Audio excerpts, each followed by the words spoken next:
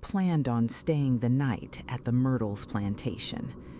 I'd heard the stories like everyone else, the poisoned slaves, the ghost children, the woman they call Chloe, but I'd always lumped them in with the usual plantation legends, things that grew larger every time they were retold.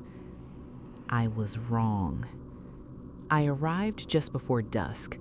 The property was quiet in a way that felt intentional, like the place was trying not to draw attention to itself. The trees were tall and unmoving, and even though the air was warm, I felt cold stepping out of my car.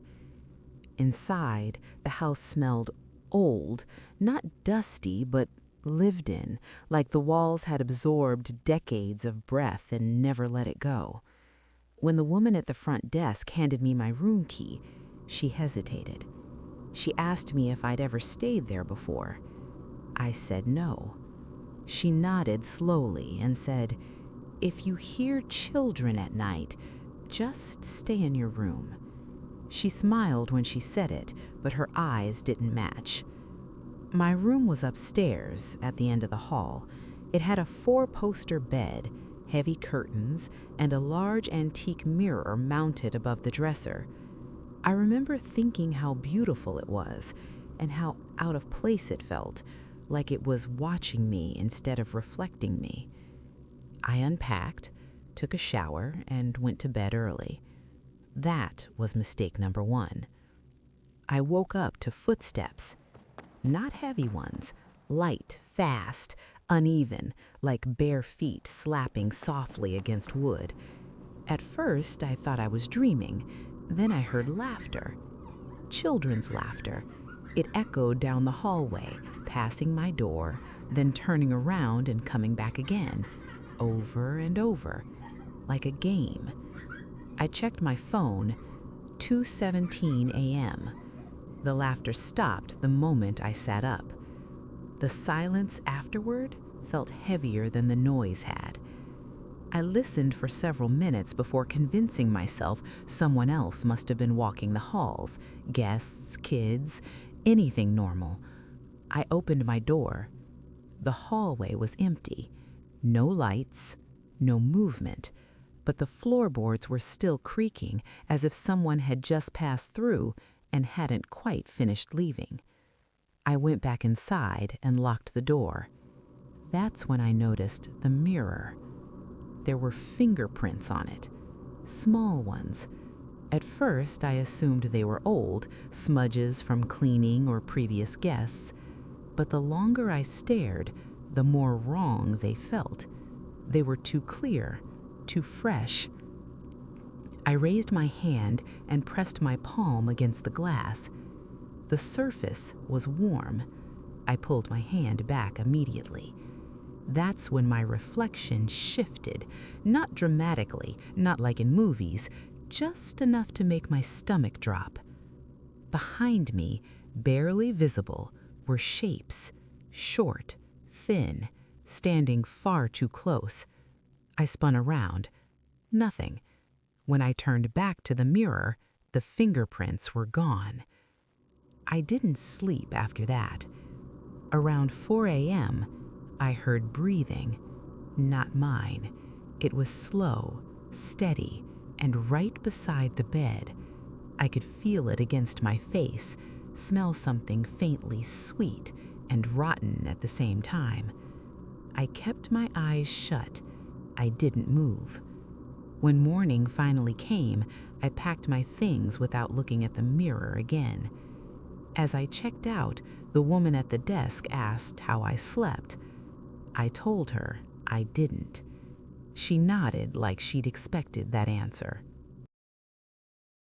I had worked overnight security for almost 11 years by the time I was assigned to the LaLaurie mansion.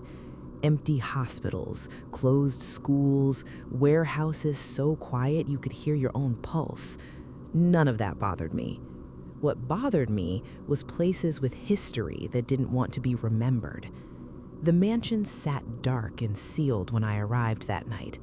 A storm had passed through earlier, strong winds, heavy rain, enough to knock debris loose and trigger an alarm on the street-facing side. My job was simple: check the exterior, confirm no forced entry, report back.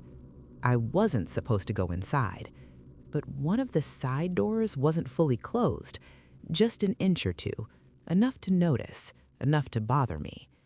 I stood there longer than I should have, debating whether to ignore it. Every instinct told me not to touch that door. I'd heard the stories my whole life about Madame LaLaurie, about screams heard long after the fires, about neighbors claiming the house never emptied. Still, protocol was protocol. I radioed in that I was checking the door and stepped inside. The moment my boot crossed the threshold, the temperature dropped. Not dramatically, no foggy breath, but enough that I noticed it immediately. The air felt dense, heavy in my lungs, like the building was pressing inward. My flashlight clicked on, but the beam didn't travel far. The darkness seemed to absorb it instead of reflecting it back. The walls looked damp, even though they were dry to the touch. Then I heard crying. It was faint at first, almost easy to ignore. I stood still, listening, telling myself it was the building settling or wind pushing through broken spaces. But it kept going, soft, strained, exhausted. It sounded like someone who had been crying for a very long time and no longer expected help. I called out, "Hello? Security!" My voice echoed too much, came back weird. The crying didn't stop. It came from upstairs. I remember placing my foot on the first step and thinking, if I hear footsteps behind me, I'm leaving. The stairs creaked under my weight, long and drawn out, like the wood was resisting me. The crying grew clearer with every step, resolving into individual breaths, inhales that rattled, exhales that broke into whimpers. Halfway up the staircase, it stopped. The silence afterward was worse than the sound had been. I froze. That's when something passed through me. Not around me, not beside me, through me. It felt like walking through cold smoke, except it pushed back.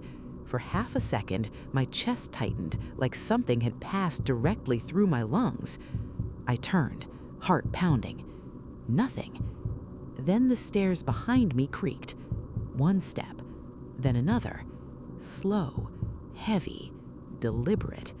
I raised my flashlight, expecting, hoping to see another guard or maybe a squatter. There was no one, but the steps continued to sink as if under invisible weight, each one groaning beneath something that refused to show itself. I backed away until my shoulder hit the wall. That's when the smell hit me. Old blood, rust, something sweet underneath it that made my stomach turn. The crying started again. This time, it wasn't upstairs. It was right behind me, so close I could feel breath brush the back of my ear. I ran. I didn't look back. I didn't grab my dropped flashlight. I hit the door so hard it slammed into the wall, and I didn't stop running until I was in my truck with the doors locked. When I reported the incident, I left out the crying. Some places don't need explanations. If you grow up in Louisiana, you hear about Manchac Swamp early. Usually as jokes, stories about the Rougarou, about voices in the fog, about boats that don't come back. We didn't take it seriously. There were 4 of us that night, and none of us were sober enough to respect local warnings. We launched just before sunset, laughing, passing drinks around, shining flashlights into the trees like we were daring something to respond. The swamp was loud at first, frogs, insects, water moving constantly. Then slowly, it went quiet. By midnight, there was nothing. No bugs, no birds, just water slapping softly against the hull. The fog rolled in so fast it felt intentional, thick, white, and heavy enough to mute sound. Our flashlights barely reached 10 feet in front of us. The engine sputtered once, then died. We drifted. That's when we heard whispering. At first, I thought it was the others talking under their breath, but nobody was speaking. The voices came from the trees, layered and overlapping, like multiple people whispering at once. They sounded human, but wrong, too slow, too stretched. One voice said my name, clear as day. I hadn't told anyone we were going. No one outside that boat knew where I was. The water beside us rippled. Something big moved underneath, circling slowly. The whispers grew louder, closer, surrounding us. Then suddenly, they stopped. In their place came breathing, heavy, wet, directly behind me. I didn't turn around. I couldn't. The engine started on its own a few seconds later. We left without a word. Some swamps don't want visitors. They want silence.